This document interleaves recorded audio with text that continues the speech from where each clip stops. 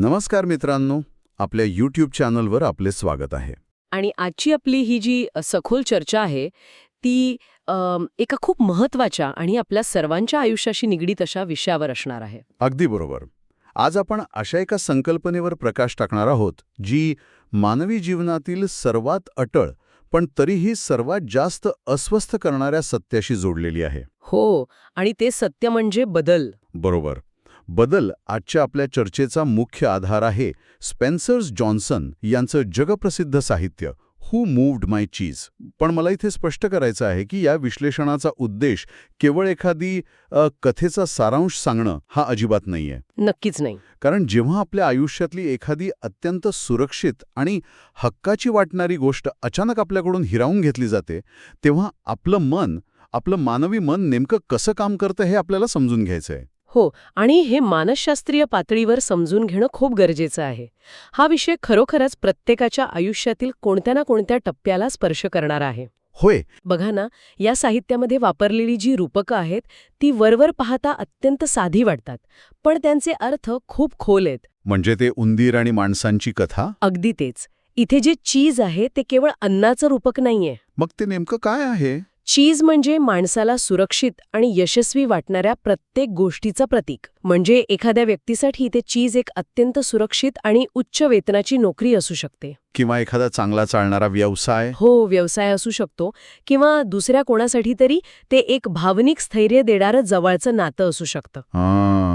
थोडक्यात सांगायचं तर ज्या गोष्टीभोवती माणसाने आपलं संपूर्ण आयुष्य आणि स्वतःची ओळख गुंफलेली असते. बरोबर. ती ओळख म्हणजे त्याचं चीज. क्या बात आहे. आणि या चीजच्या शोधात आपण ज्या जगात वावरतो त्याला या कथेत भूलभुलैया म्हणजे मेज असं म्हटलंय. हो. भूलभुलैया म्हणजे एक प्रकारची गुंतागुंतीची व्यवस्था आहे. ती कॉर्पोरेट जगताची असू शकते, बदलत्या अर्थव्यवस्थेची असू शकते, किंवा आपल्या स्वतःच्या सामाजिक आणि कौटुंबिक विश्वाची सुद्धा असू शकते. नक्कीच. आणि या भूलभुलैयामध्ये 4 अत्यंत प्रातिनिधिक पात्र आहेत. हो, 2 उंदीर ज्यांना स्निफ आणि स्करी असं संबोधलं आहे, आणि 2 छोटी माणसं हेम आणि हॉ. बरोबर. या 4ही पात्रांना सुरुवातीला एका विशिष्ट ठिकाणी, ज्याला चीज स्टेशन सी म्हटलं जातं, तिथे भरपूर यश आणि सुरक्षितता मिळते. पण मला वाटतं खरी गुंतागुंत तेव्हा सुरू होते जेव्हा माणसांना त्या यशाची सवय होते. आणि इथेच मानवी मानसशास्त्राचा एक अत्यंत रंजक पैलू समोर येतो. कसं असतं, जेव्हा कोणत्याही व्यक्तीला सलग यश आणि सुरक्षितता मिळते तेव्हा आपला मेंदू एका विशिष्ट कम्फर्ट झोनमध्ये जातो. हो, एकदम रिलॅक्स होतो आपण. अगदी. हेम आणि हॉय या माणसांच्या बाबतीत नेमकं हेच घडतं. त्यांना वाटायला लागतं की हे यश, हे चीज आता कायमस्वरूपी त्यांचंच आहे. म्हणजे ते अक्षरशः त्यांची घरं त्या स्टेशनच्या जवळ हलवतात. हो ना. त्यांचं संपूर्ण जीवन त्या एका गोष्टीभोवती केंद्रित होतं. पण निसर्गाचा आणि जगाचा नियम असा आहे की कोणतीही गोष्ट स्थिर राहत नाही. बदल हाच नियम आहे. अगदी. आणि एके दिवशी सकाळी जेव्हा ही 4ही पात्र तिथे पोहोचतात तेव्हा तिथे एकही चीज उरलेलं नसतं. परिस्थिती पूर्णपणे बदललेली असते. बापरे. हा तो क्षण आहे जिथून या चर्चेचा सर्वात महत्त्वाचा म्हणजे कळीचा मुद्दा सुरू होतो. जेव्हा परिस्थिती अचानक बदलते तेव्हा प्राण्यांच्या आणि माणसांच्या प्रतिक्रिया किती वेगळ्या असतात हे पाहणं खूप उद्बोधक आहे. हो, खूपच. कारण स्निफ आणि स्करी हे जे उंदीर आहेत ते जास्त विचार करत बसत नाहीत. ते लगेच कामाला लागतात. हो, त्यांच्या मेंदूत कसलाही अहंकार किंवा भूतकाळाचं ओझं नसतं. परिस्थिती बदलली आहे हे वास्तव ते एका सेकंदात स्वीकारतात. आणि नवीन माहल्याचा शोध घेण्यासाठी पुन्हा त्या अज्ञात भूलभुलैयामध्ये निघून जातात. बरोबर. उंदरांची ही कृती त्यांच्या मेंदूच्या प्राथमिक रचनेवर आधारित असते, जिथे केवळ टिकून राहण्याची म्हणजे सर्व्हायव्हलची प्रेरणा काम करते. पण माणसांचं तसं नसतं. अजिबात नाही. माणसांचा मेंदू अत्यंत गुंतागुंतीचा असतो. हेम आणि हॉ यांच्या प्रतिक्रियांचं विश्लेषण केलं तर आपल्याला मानवी स्वभावाच्या अनेक मर्यादा दिसून येतात. हो, म्हणजे जेव्हा चीज गायब होतं तेव्हा हेमची पहिली प्रतिक्रिया ही प्रचंड संतापाची असते. तो ओरडतो, माझं चीज कोणी हलवलं. हो, तो प्रचंड चिडतो. हे माझ्यासोबत कसं होऊ शकतं, हे सर्व पूर्ववत झालंच पाहिजे, असा त्याचा दृष्टिकोन असतो. मला वाटतं हेमची ही जी मानसिकता आहे ना, ती परिस्थितीला सक्रियपणे नाकारण्याची प्रवृत्ती म्हणजे डिनायल आहे. अगदी योग्य शब्द वापरला, डिनायल. हेमच्या या नाकारण्याच्या वृत्तीचा विचार केला तर असं लक्षात येतं की तो एका प्रकारच्या संक कॉस्ट फॅलसीचा बळी ठरलेला असतो. संक कॉस्ट फॅलसी म्हणजे आधीच गुंतवलेल्या वेळेच्या आणि श्रमाच्या ओझ्याचा दबाव. होय. त्याला वाटतं की त्याने त्या ठिकाणी एवढी वर्ष दिली आहेत, एवढी मेहनत घेतली आहे, त्यामुळे त्याचं त्या यशावर कायमस्वरूपी नियंत्रण असायला हवं. आणि ते नसल्यामुळे तो स्वतःला एक प्रकारचा बळी समजतो. Victim mentality. बरोबर. त्याचा अहंकार दुखावला गेला आहे आणि त्यामुळे तो भूतकाळात अडकून पडला आहे. तो त्याच रिकाम्या जागी बसून राहतो. आणि कुणीतरी येऊन परिस्थिती बदलेल याची वाट पाहत राहतो. तो तिथून हलतच नाही. हो. हेमचा हा अहंकार त्याला वास्तवापासून पूर्णपणे दूर घेऊन जातो. तो असा विचार करतो की जगातला बदल त्याच्या मर्जीनुसार व्हायला हवा. पण दुसरीकडे या पात्राची मानसिक स्थिती थोडी वेगळी आहे. हो, हॉची प्रतिक्रिया खूप इंटरेस्टिंग आहे. आहे ना?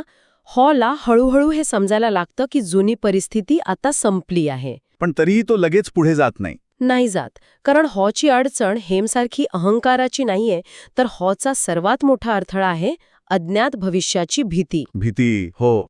नवीन शोध घेण्यासाठी त्या अंधाऱ्या आणि अनोळखी भूलभुलैयामध्ये पाऊल टाकण्याची त्याला प्रचंड भीती वाटत असते. आणि मला वाटतं हॉची ही भीती अत्यंत स्वाभाविक मानवी प्रतिक्रिया आहे.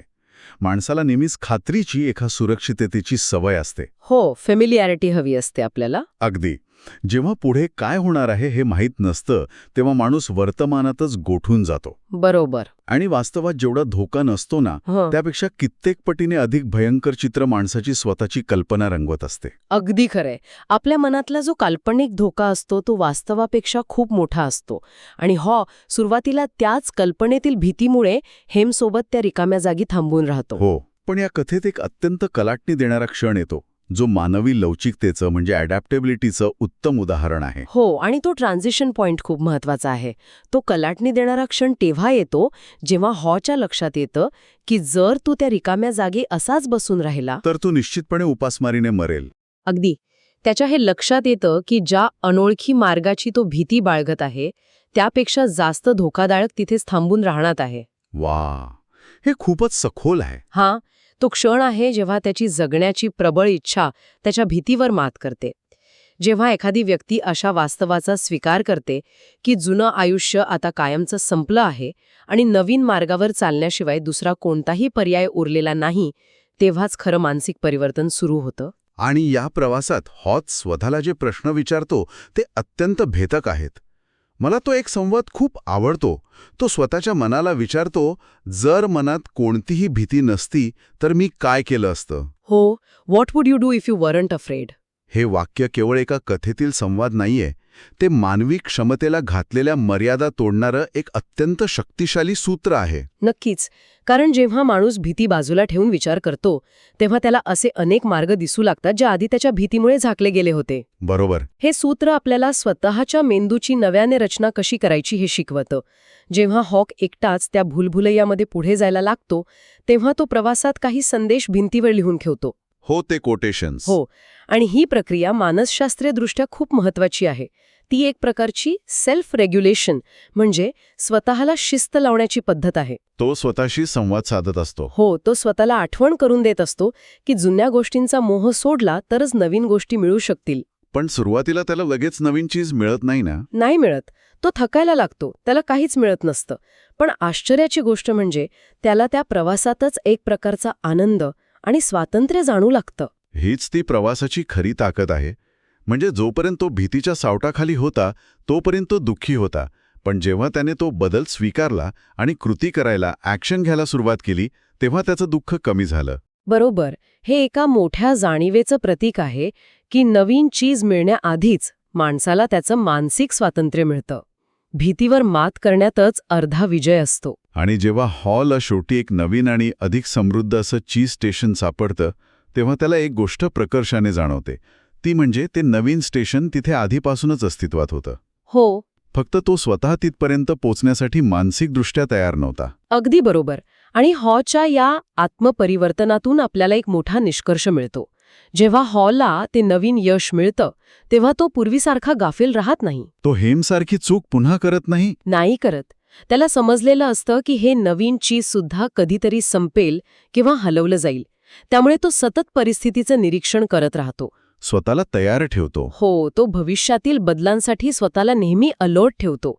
ही जी लवचिकता आणि परिस्थितीनुसार बदलण्याची क्षमता आहे ना, ती आजच्या जगात सर्वात मोठी शक्ती आहे. मला वाटतं या संकल्पनेचा जर आपण आजच्याच आधुनिक युगाशी संदर्भ जोडला तर अनेक मोठ्या कंपन्या आणि उद्योगांची उदाहरणं आपल्या डोळ्यांसमोर येतात. अगदी सहज.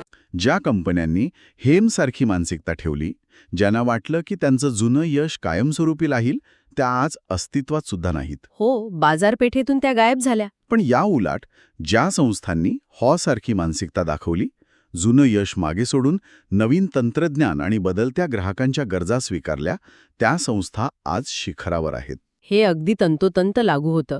आज आपण ज्या वेगाने जागतिक पातळीवर बदल पाहत आहोत, जसं की आर्टिफिशियल इंटेलिजन्सचा म्हणजे AIचा वाढता प्रभाव. हो, AI मुळे तर सगळंच बदलत चाललंय. हो ना, यामुळे अनेक पारंपरिक व्यवसाय आणि कार्यपद्धती मुळासकट बदलत आहेत.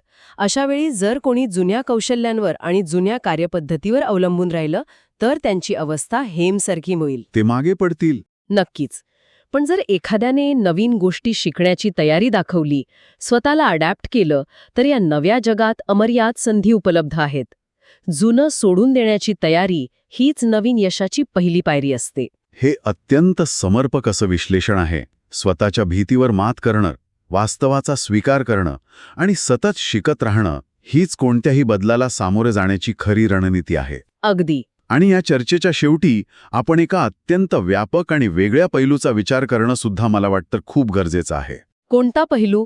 आत्तापर्यंत आपण वैयक्तिक किंवा व्यावसायिक बदलांबद्दल बोललो, पण जर आपण संपूर्ण मानवी समाज म्हणून विचार केला तर सध्या आपण एका अशा वळणावर उभे आहोत जिथे हवामान बदल आणि तंत्रज्ञानातील क्रांती यामुळे संपूर्ण जगाचं चीज हलवलं जात आहे. बापरे, हा एक अत्यंत गंभीर आणि विचार करायला लावणारा मुद्दा तुम्ही मांडलात. हो, आपण अजूनही जुनेच दिवस परत येतील, जुन्याच ऊर्जा स्रोतांवर जग चालत राहील अशा भ्रमात आहोत का? म्हणजे एका प्रकारच्या सामूहिक नाकारण्याच्या वृत्तीत, कलेक्टिव्ह डिनायलमध्ये आपण अडकून आहोत का? की आपण भविष्यातील आव्हानं ओळखून नवीन मार्गाचा शोध घेण्यासाठी जागतिक स्तरावर पावलं उचलत आहोत? हे असे प्रश्न आहेत जे प्रत्येक विचारशील व्यक्तीने स्वतःला आणि आपल्या सभोवतालच्या व्यवस्थेला विचारले पाहिजेत. आपण हेमसारखे भूतकाळाला चिकटून आहोत की हॉर्ससारखे भविष्याकडे पाऊल टाकत आहोत? हो, हे आत्मपरीक्षण प्रत्येकाने करायला हवं. आणि याच सखोल विचारासह आपण आजची ही चर्चा इथेच थांबूया. हा विचार प्रत्येकाने आपापल्या पातळीवर विस्तारित करावा आणि त्यातून नवीन उत्तरे शोधण्याचा प्रयत्न करावा. मित्रांनो, तुम्हाला जर का हा आजचा व्हिडिओ आवडला असेल तर आपल्या चॅनलला लाईक, शेअर आणि सबस्क्राईब करायला विसरू नका. चला तर मग एका नवीन पुस्तकासोबत पुन्हा भेटूया पुढच्या व्हिडिओमध्ये. तोपर्यंत नमस्कार.